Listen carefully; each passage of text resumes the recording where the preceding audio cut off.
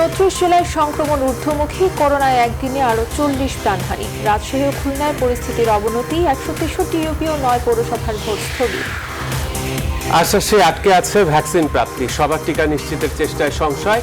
বিদেশগামীদের করোনার ভুয়া সনদ, 4 ল্যাবের পরীক্ষা বন্ধ। 50 মডেল মসজিদ ও ইসলামী কেন্দ্রের উদ্বোধন করলেন প্রধানমন্ত্রী। ধর্মের অপব্যাখ্যা, নারী নির্যাতন ও মাদক প্রতিরোধের আহ্বান। 3 আসনে উপনির্বাচনে আওয়ামী লীগের 94 প্রার্থী, ভালো সংকেত দেখছে না নেতারা। খালেদা জিয়া মুক্তি না পাওয়ার দায় যুব সমাজকে দিলেন ফখরুল। তারকাদের নাম ব্যবহার করে কোটি কোটি টাকার প্রতারণা, হুন্ডির মাধ্যমে টাকা পাচার। দালাল ধরতে ঢাকা মেডিকেলের র্যাবের অভিযান, আটক 24। ক্যাসিনো কাণ্ডে গ্রেফতার এনুরূপমের বিরুদ্ধে অভিযোগপত্র অনুমোদন দুদকের। কর্ণফুলী গ্যাস কোম্পানির 2 কর্মকর্তা কারাগারে। এবং সালাউদ্দিন শাকিলের টুর্নামেন্ট সেরা বোলিংয়ে ডিপিএল এ জয়, শেখ জামালের কাল পর্দা উঠছে ইউরো ফুটবলের।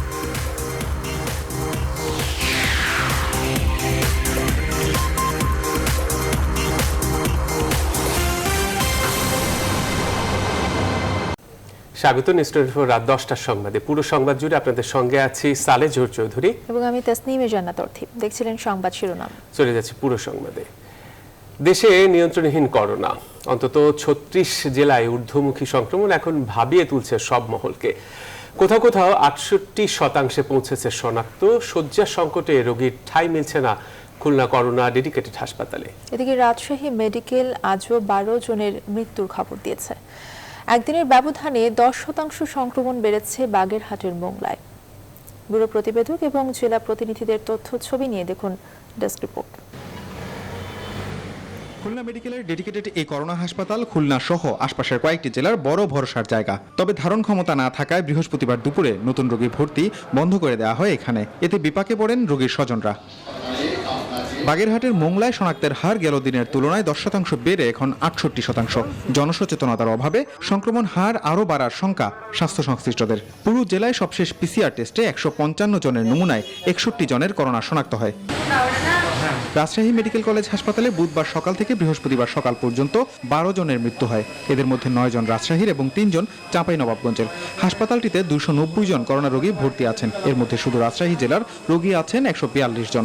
এদের আগে পরে যে ট্রান্সফারমেশন হয়েছে, মানে ইন্ডিয়ান ভ্যারিয়েন্ট নবাবগঞ্জ রাজশাহী এবং জনগণের মধ্যে যে অবাধ চলাচল ছিল, সে কারণে কিন্তু সংক্রমণটা হয়ে গেছে। সংক্রমণ হলে কি হচ্ছে, 10 দিন 12 দিন পরে রোগগুলো সিমটম হচ্ছে। কুষ্টিয়ায় 24 ঘন্টায় রেকর্ড 73 জন শনাক্ত হন বৃহস্পতিবার। 208টি নমুনা পরীক্ষায় শনাক্তের হার 35%। 24 ঘন্টায় মৃত্যু হয় 2 জনের। সদর হাসপাতালের করোনা ওয়ার্ডে রোগীর চাপ বেড়ে যাওয়ায় বাড়ানো হয়েছে বেডের সংখ্যা। সংক্রমণ বিবেচনায় জেলার মিরপুর উপজেলার আজমপুর নামে একটি গ্রামের বাজারে 7 দিনের লকডাউন ঘোষণা করে উপজেলা প্রশাসন। অভাবে চলাফেরা করছে, স্বাস্থ্যবিধি মানে নাই, তার এফেক্ট হিসাবে আমাদের হাসপাতালের উপরও লোড পড়েছে। সাতক্ষীরায় 24 ঘন্টায় শনাক্তের হার 59%-এর উপরে। 95 জনের নমুনা পরীক্ষায় পজিটিভ পাওয়া যায় 48 জনের। এছাড়া করোনা উপসর্গ নিয়ে মৃত্যু হয়েছে 4 জনের। এদিকে চলমান লকডাউনেও বিধিনিষেধ মানছে না মানুষ, যদিও স্বাস্থ্যবিধি ও লকডাউন বাস্তবায়নে নানাভাবে তৎপর আইন শৃঙ্খলা বাহিনী। 7 দিনের লকডাউন শেষে নওগাঁয় 15টি বিশেষ বিধিনিষেধ আরোপ হলেও সেগুলো মানার ব্যাপারে উদাসীন সাধারণ মানুষ। বাধ্যতামূলক মাস্ক পরা ও জমায়েত নিষিদ্ধ করা হলেও তার বাস্তবায়ন খুব একটা নেই। গেল 24 ঘন্টায় 192টি অ্যান্টিজেন টেস্টে 44 জন এবং 158টি পিসিআর টেস্টে 47 জন নতুন শনাক্ত হন। সংক্রমণের ঊর্ধ্বগতি থামছে না সীমান্তবর্তী যশোরেও। সবশেষ পিসিআর টেস্টে 332টি নমুনায় 148 জনের করোনা শনাক্ত হয়। গেল এক সপ্তাহে প্রতিদিন শনাক্তের হার 40%-এর উপর। এমন বাস্তবতায় যশোর ও নোয়াপাড়া পৌরসভায় চলাচলের উপর বিশেষ বিধিনিষেধ থাকলেও সাধারণ মানুষ তা মানছেন না। নাটোরে 2টি পৌরসভায় সর্বাত্মক লকডাউনের দ্বিতীয় দিনে 62 জন নতুন করে শনাক্ত হন। শনাক্তের হার এখন 32%। একই দিনে 2 জন মারা যান হাসপাতালে। Desk report, news 24। এদিকে করোনা ভাইরাসের সংক্রমণ বেড়ে যাওয়ায় খুলনা বিভাগের সব আর চট্টগ্রাম বিভাগের 3 জেলার 163টি ইউনিয়ন পরিষদের নির্বাচন স্থগিত করেছে নির্বাচন কমিশন। ভোটের দিন পেছানো হয়েছে ঢাকা 14, কুমিল্লা 5 আর সিলেট 3 আসনের। তবে সাংবিধানিক বাধ্যবাধকতায় 21 জুনই ভোট হবে লক্ষ্মীপুর 2 আসনের। আরিফিন শাকিল জানাচ্ছেন বিস্তারিত। দ্বিতীয় দফার তফসিলে চলতি মাসের ২১ তারিখ অনুষ্ঠিত হওয়ার কথা খুলনা, চট্টগ্রাম, রংপুর ও ঢাকা বিভাগের প্রথম দফার ৩৬৭ ইউনিয়ন পরিষদ আর ১১টি পৌরসভার ভোট গ্রহণ। কিন্তু গেল এক সপ্তাহে দেশের সীমান্তবর্তী বিভিন্ন জেলায় করোনা আক্রান্তের হার বাড়তে থাকায় ভোট বন্ধ করতে সুপারিশ করে আইইডিসিআর ও খুলনার বিভাগীয় কমিশনার। এমন বাস্তবতায় বৃহস্পতিবার সকালে সিসি নেতৃত্বে বৈঠকে বসেন নির্বাচন কমিশনাররা। সিদ্ধান্ত হয় বাগেরহাট, খুলনা, সাতক্ষীরা, নোয়াখালী, চট্টগ্রাম আর কক্সবাজারের ইউনিয়ন পরিষদের ২১ জনের ভোট গ্রহণ স্থগিত থাকবে। তবে ভোট হবে চাঁদপুর, লক্ষ্মীপুর, সুনামগঞ্জ, বগুড়া, রংপুর, ঢাকা ও বরিশাল বিভাগের তফসিল ঘোষিত ইউনিয়ন পরিষদে। ইউনিয়নগুলোতে সেই পরিমাণে আক্রান্তের হার। ইসি সচিব জানান, সাংবিধানিক বাধ্যকতা থাকায় লক্ষ্মীপুর ২ আসনের উপনির্বাচন ২১ জুন যথাসময়ে অনুষ্ঠিত হবে। সিলেট ৩, ঢাকা ১৪ এবং কুমিল্লা ৫ শূন্য আসনের যে উপনির্বাচন, যেটি ১৪ জুলাই অনুষ্ঠিত হওয়ার কথা ছিল, সেই ভোট গ্রহণের তারিখটি ২৮ জুলাইতে হবে। যে আইইডিসিআর যেটি আমাদেরকে বলেছে, এখানে স্পেসিফিক বলে দিয়েছে কোন কোন জেলাগুলোতে উচ্চ হার রয়েছে, সেগুলো বিবেচনায় নিয়ে মাননীয় কমিশন সিদ্ধান্ত নিয়েছে।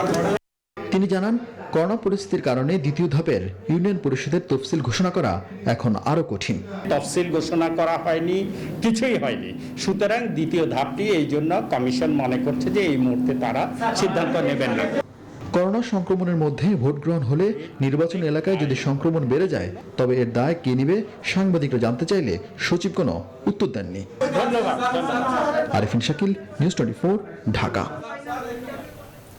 বিভিন্ন দেশ আশ্বাস দিলেও জরুরিভাবে টিকা পেতে সরকারের দৃশ্যমান কোনো উন্নয়ন নেই।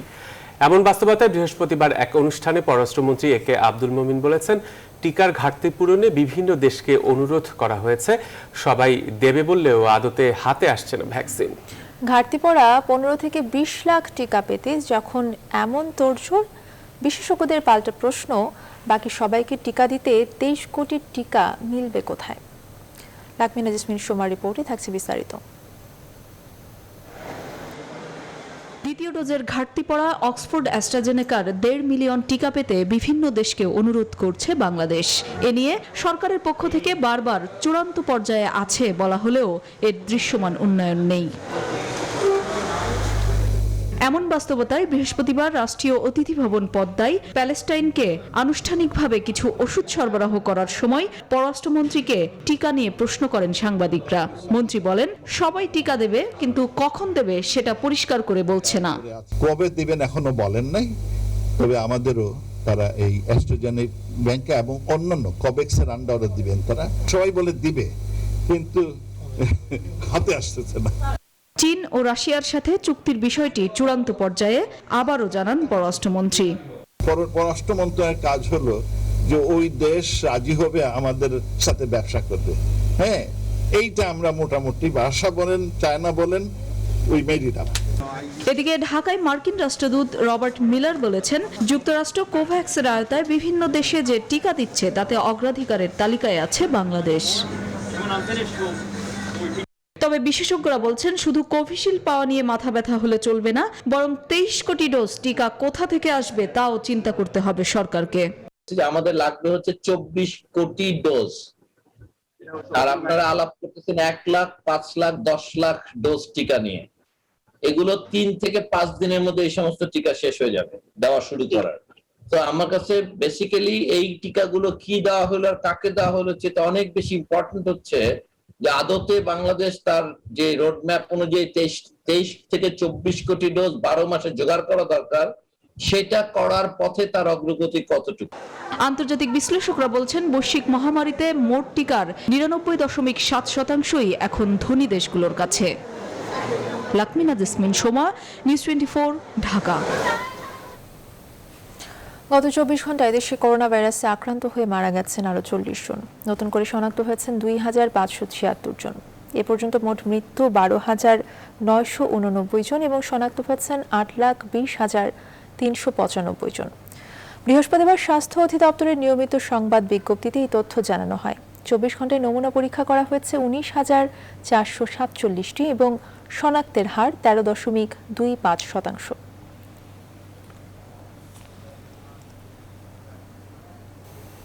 করোনা ভাইরাস পরীক্ষার ভুয়া সনদ দেওয়ার প্রমাণ মেলায় রাজধানীর 4টি হাসপাতাল ও ডায়াগনস্টিক সেন্টার বন্ধ করার নির্দেশ দিয়েছে স্বাস্থ্য অধিদপ্তর। এসব হাসপাতাল থেকে করোনার ভুয়া সনদ দেয়া সহ দীর্ঘদিন ধরে নানা ধরনের অভিযোগ আসছিল। এরই প্রেক্ষিতে মঙ্গলবার প্রতিষ্ঠানগুলো বন্ধ করার জন্য চিঠি দেয় স্বাস্থ্য অধিদপ্তর। এতে বলা হয়, বিল্ডিংয়ের বাইরে করোনার নমুনা সংগ্রহ এবং বাড়িতে গিয়ে বিদেশগামী যাত্রীদের নমুনা সংগ্রহ বন্ধ রাখতে হবে। অভিযুক্ত ল্যাব 4টি হচ্ছে CSBF হেলথ সেন্টার, স্টিমস health care, Al Jami diagnostic centre এবং মেডিনোভা মেডিকেল সার্ভিসেস লিমিটেডের মিরপুর শাখা। স্বাস্থ্য অধিদপ্তর বলছে, এ ধরনের অনৈতিক কর্মকাণ্ড জনস্বাস্থ্যের জন্য হুমকির পাশাপাশি দেশের ভাবমূর্তিও ক্ষুণ্ণ করেছে। এছাড়াও করোনার ভুয়া রিপোর্ট ঠেকাতে বিদেশগামীদের জন্য নতুন 8টি নির্দেশনাও দেওয়া হয়েছে।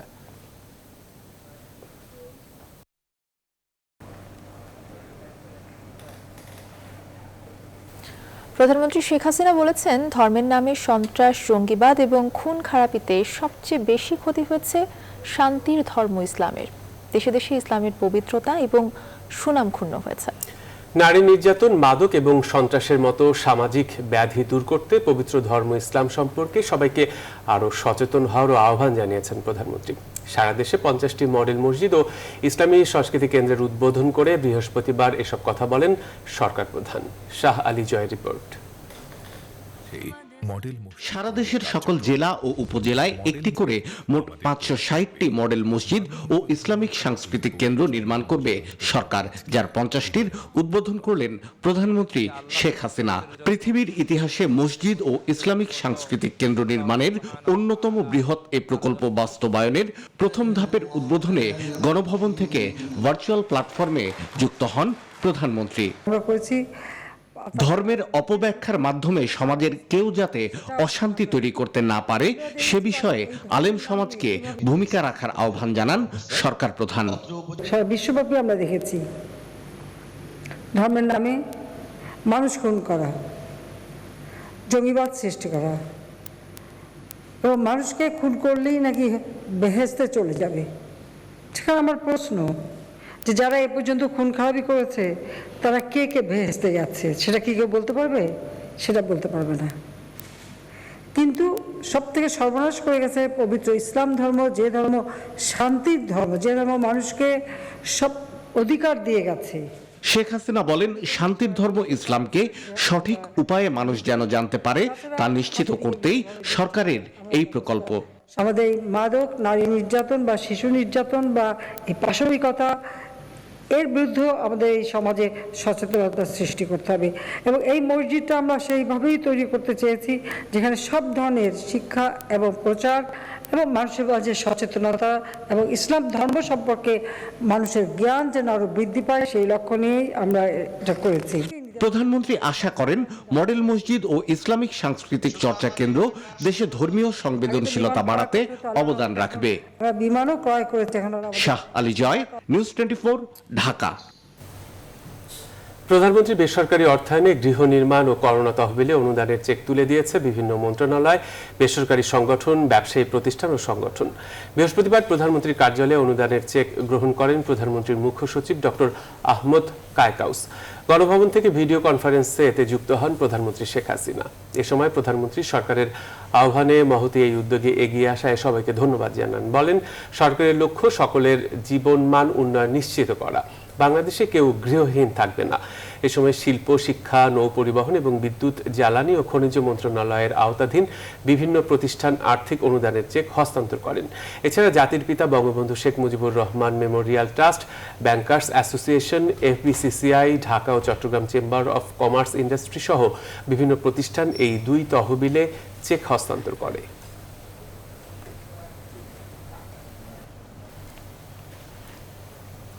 লেফটেন্যান্ট জেনারেল SM শফিউদ্দিন আহমেদকে জেনারেল পদে পদোন্নতি দিয়ে বাংলাদেশ সেনাবাহিনীর প্রধান হিসেবে নিয়োগ দিয়েছে সরকার। বৃহস্পতিবার প্রতিরক্ষা মন্ত্রণালয়ের জারি করা প্রজ্ঞাপনে জানানো হয়, 24 জুন থেকে এই নিয়োগ এবং পদোন্নতি কার্যকর হবে। পরবর্তী 3 বছরের জন্য SM শফিউদ্দিন আহমেদ বাংলাদেশ সেনাবাহিনী প্রধানের দায়িত্ব পালন করবেন। বর্তমান সেনাপ্রধান জেনারেল আজিজ আহমেদের স্থলাভিষিক্ত হচ্ছেন SM শফিউদ্দিন। শফিউদ্দিন আহমেদ বর্তমানে বাংলাদেশ সেনাবাহিনীর কোয়ার্টার মাস্টার জেনারেল হিসেবে দায়িত্ব পালন করছেন।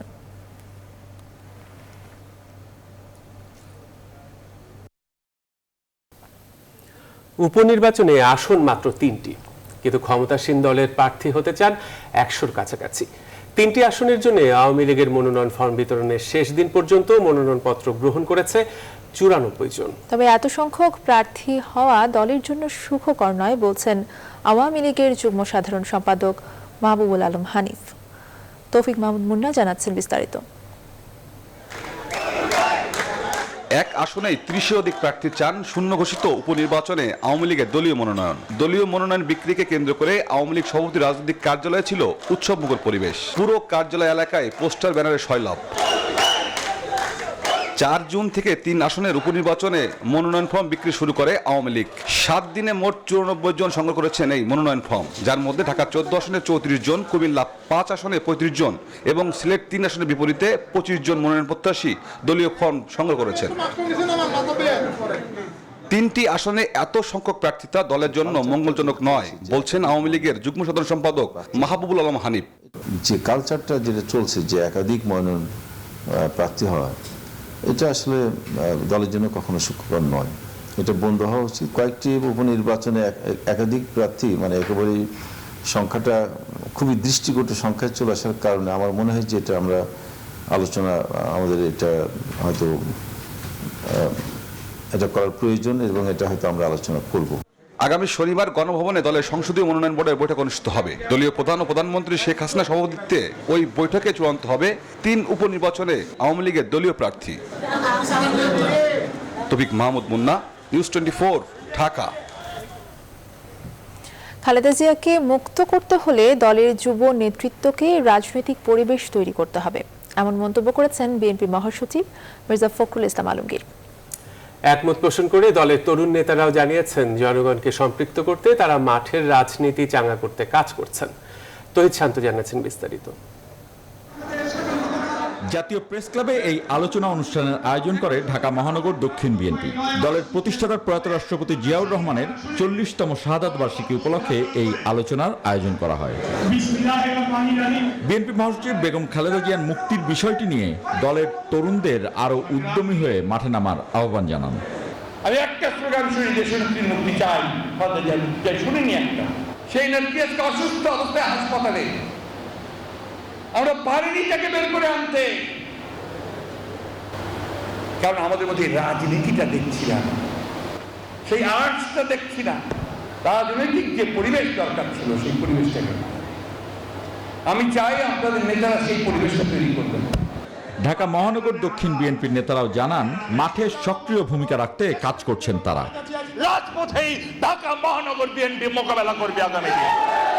রাজনৈতিক আন্দোলন সংগ্রামের মাধ্যমে গণ অভ্যুত্থান ঘটাবো।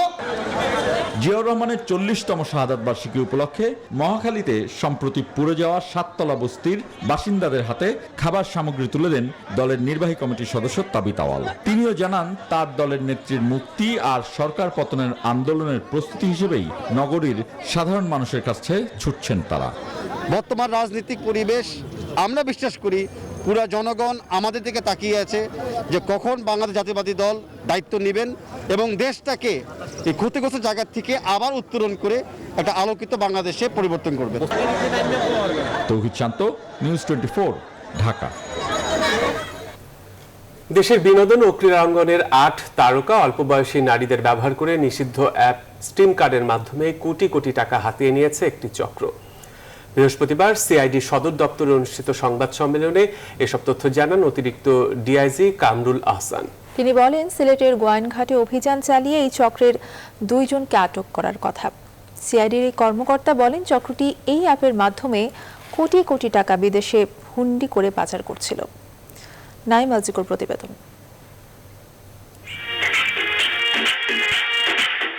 অ্যাপ ব্যবহারে অর্থ আয়, তবে এর জন্য অনলাইনে প্রয়োজন অনেক ফলোয়ার। তাই টাকার লোভ সামলাতে না পেরে অল্প বয়সী মেয়েরা আসক্ত হয়ে পড়ছেন লাইভ স্ট্রিমিং, বিভিন্ন অ্যাপসের উদ্ভট ও অশালীন অঙ্গভঙ্গি করে আকৃষ্ট করছেন মানুষদের। এমনই একটি অ্যাপ স্ট্রিম কার্ড। উত্তম দেশে নিষিদ্ধ হয় ভিপিএন ব্যবহার করে হোস্টিং এর মাধ্যমে একটি চক্র দীর্ঘদিন ধরে এই ব্যবসা চালিয়ে আসছিল। ডলারের মাধ্যমে বিনস ও জেমস নামের দুটি ডিজিটাল মুদ্রা কিনে এই ব্যবসা চালিয়ে আসছিল তারা। আর এই অ্যাপে মানুষকে আকৃষ্ট করতে ক্রীড়া ও বিনোদন জগতের অভিনেতা অভিনেত্রীদের ব্যবহার করে নিধুরাম দাস ও ফরিদুদ্দিন চক্র। হোস্ট গ্রুপে যারা থাকেন তাদের হোস্টিং করানো হয় এবং বিভিন্ন ধরনের সেলিব্রিটি এখানে যুক্ত থাকেন এবং তারকারা যুক্ত থাকেন। এখানে ফেসবুকের মাধ্যমে বিজ্ঞাপন দেওয়া হয়, তাদেরকে একটি চাকরির কথা বলা হয়, 4 ঘন্টা চাকরি করলে 4 ঘন্টার লাইভ স্ট্রিমিং করলে একটি টাকা পাওয়া যাবে এরকম বলা হয় এবং তাদেরকে এইখানে 16,000 থেকে প্রায় লক্ষাধিক টাকার পর্যন্ত বেতন দেওয়া হয়। মূলত স্বর্ণের দোকানের আড়ালে অনলাইনে এই অবৈধ বাণিজ্য চালিয়ে আসছিল বলেও জানায় সিআইডি। নিধুর অ্যাকাউন্ট থেকে আমরা লেনদেনের তথ্য পাই প্রায় 10 কোটি টাকার উপরে এবং ফরিদুদ্দিনের কাছ থেকে আমরা লেনদেনের তথ্য পাই প্রায় 4 কোটি টাকার উপরে এবং তাদেরকে জিজ্ঞাসাবাদে তারা তাদের সংশ্লিষ্টতা অনলাইন গ্যাম্বলিংয়ের সাথে জড়িত থাকার কথা তারা স্বীকার করছে। 19 মার্চ একই চক্রের আরো 4 জন সদস্যকে গ্রেফতার করে অ্যান্টি টেররিজম ইউনিট। নাইম আলচিকো, নিউজ 24, ঢাকা।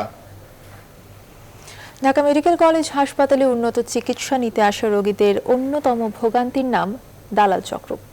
আর তাই দালালদের দৌরাত্ম্য বন্ধে অভিযান চালিয়ে 24 জনকে গ্রেফতার করে বিভিন্ন মেয়াদে কারাদণ্ড দেয় র্যাবের ভ্রাম্যমাণ আদালত। বৃহস্পতিবার অভিযান শেষে র্যাবের নির্বাহী ম্যাজিস্ট্রেট পলাশ কুমার বসু জানান, রোগী ভাগানোর কাজে যেসব প্রতিষ্ঠান দালাল ব্যবহার করছে তাদের বিরুদ্ধে ব্যবস্থা নেওয়া হবে। নাইমাল জিকোর আরও একটি প্রতিবেদন। অল্প খরচে উন্নত মানের চিকিৎসা সেবা নিতে দেশের বিভিন্ন প্রান্ত থেকে ঢাকা মেডিকেল কলেজ হাসপাতালে আসেন নানা শ্রেণী পেশার মানুষ। কিন্তু এখানে চিকিৎসা পেতে শুরুতেই তাদের অনেকেই পড়েন দালালদের খপ্পরে। তাদের দেখানো প্রাইভেট হাসপাতালে চিকিৎসা করিয়ে গুনেন মোটা অঙ্কের টাকা। বিভিন্ন বেসরকারি হাসপাতালের হয়ে এসব দালালরা রোগী ভাগিয়ে নেয় এমন অভিযোগে ঢাকা মেডিকেল কলেজ হাসপাতালে অভিযান চালায় র্যাবের ভ্রাম্যমাণ আদালত। আটক করা হয় 24 জন দালালকে। প্রায় 24 জনকে আমরা আটক করতে সমর্থ হয়েছি এবং তারা স্বীকার করেছেন যে তারা বেশ কিছুদিন ধরে এই আপনার যারা সেবা গ্রহণ করতে আসে যে তাদেরকে বিভিন্নভাবে হয়রানি বা প্রতারণা করে আসছিলেন। সেই পরিপ্রেক্ষিতে তাদের কিন্তু আজকে আইনের আওতায় নিয়ে আসা হয়েছে এবং তাদের বিরুদ্ধে কিন্তু আইনানুগ ব্যবস্থা গ্রহণ করা হয়েছে এবং এই 24 জনকে বিভিন্ন মেয়াদে কিন্তু আপনার বিনাশ্রম কারাদণ্ড প্রদান করা হয়েছে। হাসপাতাল কর্তৃপক্ষ বলছে দালালদের সঙ্গে হাসপাতালের কেউ জড়িত থাকলে ব্যবস্থা নেওয়া হবে। যদি ওনারা কোনো সুনির্দিষ্ট অভিযোগ দেয় আমাদেরকে, অবশ্যই অফিসিয়ালি আমাদের যে পরিচালক মহোদয় আমাদের স্বাস্থ্য বিভাগের পক্ষ থেকে যে ধরনের আইনি পদক্ষেপ নেওয়া উচিত আমরা অবশ্যই সেইভাবে আগাবো। ঢাকা মেডিকেলে সুচিকিৎসা নিশ্চিত করতে অভিযান অব্যাহত থাকবে বলেও জানান তারা। নাইম আলচিকো, নিউজ 24, ঢাকা। ক্যাসিনো কাণ্ডে গ্রেফতার আওয়ামী লীগের বহিষ্কৃত নেতা এনামুল হক এনু ও তার ভাই রূপন ভূঁইয়ার বিরুদ্ধে প্রায় 89 কোটি টাকার অবৈধ সম্পদ অর্জনের প্রমাণ পেয়েছে দুদক। বৃহস্পতিবার কমিশনের সভায় ক্যাসিনো কাণ্ডে গ্রেফতার এনু ও রূপন সহ 4 জনের বিরুদ্ধে 2 মামলার অভিযোগপত্র অনুমোদন দেওয়া হয় বলে দুদক সচিব মোহাম্মদ আনোয়ার হোসেন হাওলাদার জানিয়েছেন।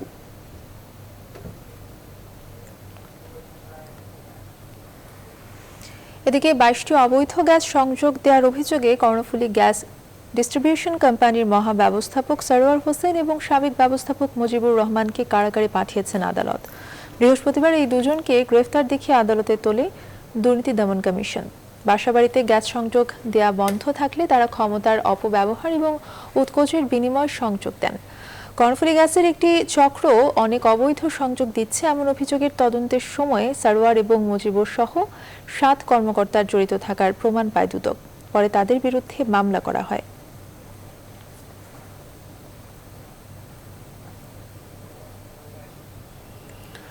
নাম বিকৃত করে উচ্চারণ করা কোনো ভদ্রলোকের কাজ নয়।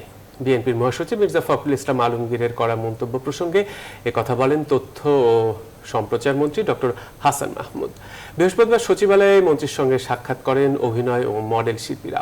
এ সময় সংগঠনটির সভাপতি শহীদুজ্জামান সেলিম, অভিনয় শিল্পী তারিন সুইটি এবং চলচ্চিত্র শিল্পী ফোরামের সভাপতি মিশা সদাগর, সেক্রেটারি জায়েদ খান, নায়িকা শিমলা সহ উপস্থিত ছিলেন আরও অনেকেই। পরে সাংবাদিকদের এক প্রশ্নের জবাবে সম্প্রতি তার সম্পর্কে করা বিএনপি মহাসচিবের মন্তব্যের নিন্দা জানান তথ্য ও সম্প্রচার মন্ত্রী।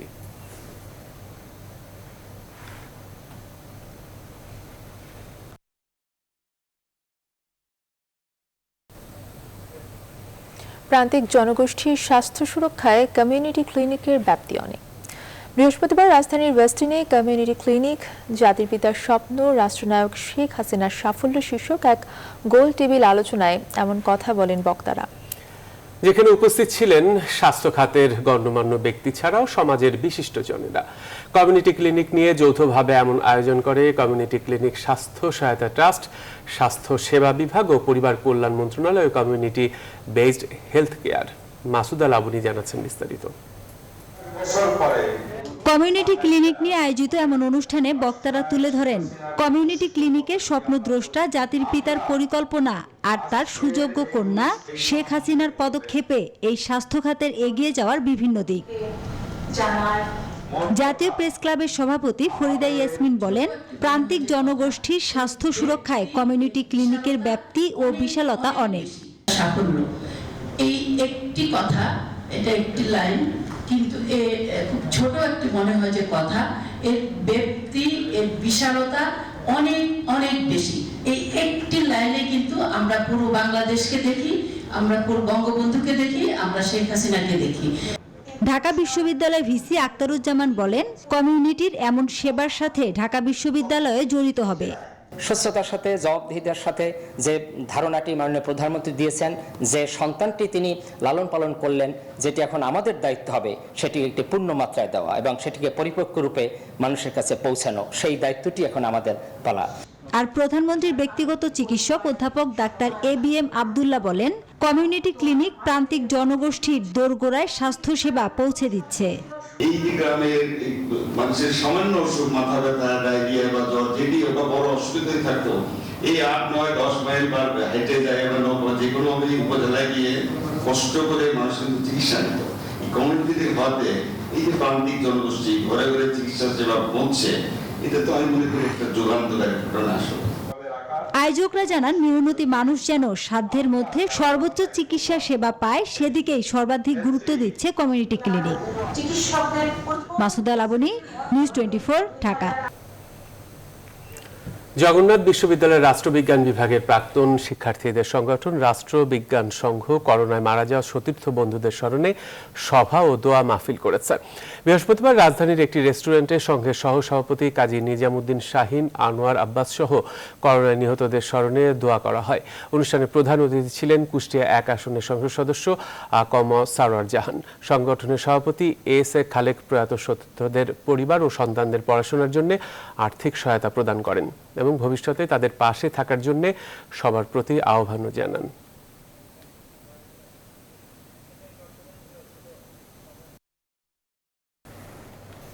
এবারে ফার্স্ট সিকিউরিটি ইসলামী ব্যাংক অর্থ বাণিজ্যের সংবাদ।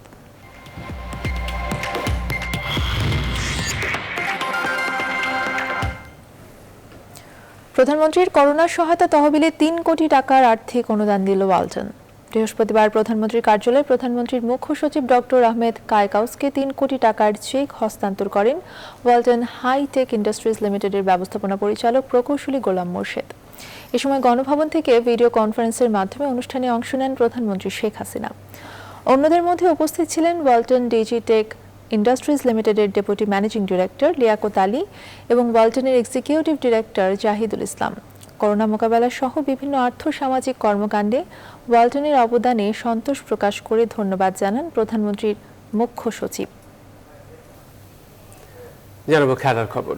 সালাউদ্দিন শাকিলের আগুন ঝরানো বোলিংয়ে ঢাকা প্রিমিয়ার ডিভিশন ক্রিকেট জয়ের ধারায় ফিরেছে শেখ জামাল ধানমন্ডি ক্লাব। ষষ্ঠ রাউন্ডে ম্যাচে পার্টেক্সকে 6 উইকেটে হারিয়েছে ধানমন্ডির জায়ান্টরা। অন্যদিকে কামরুল ইসলাম রাব্বির শেষ ওভারে ঝোড়ো ব্যাটিংয়ের পরও প্রাইম ব্যাংকের কাছে হেরেছে প্রাইম দোলেশ্বর।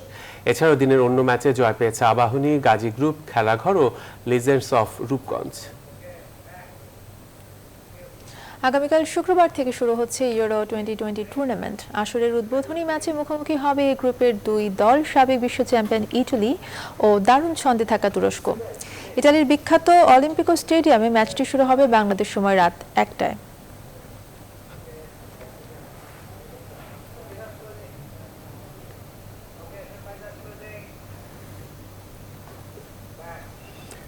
আর এই ছিল এখনকার সংবাদ আয়োজনে। এতক্ষণ সঙ্গে থাকায় ধন্যবাদ সবাইকে।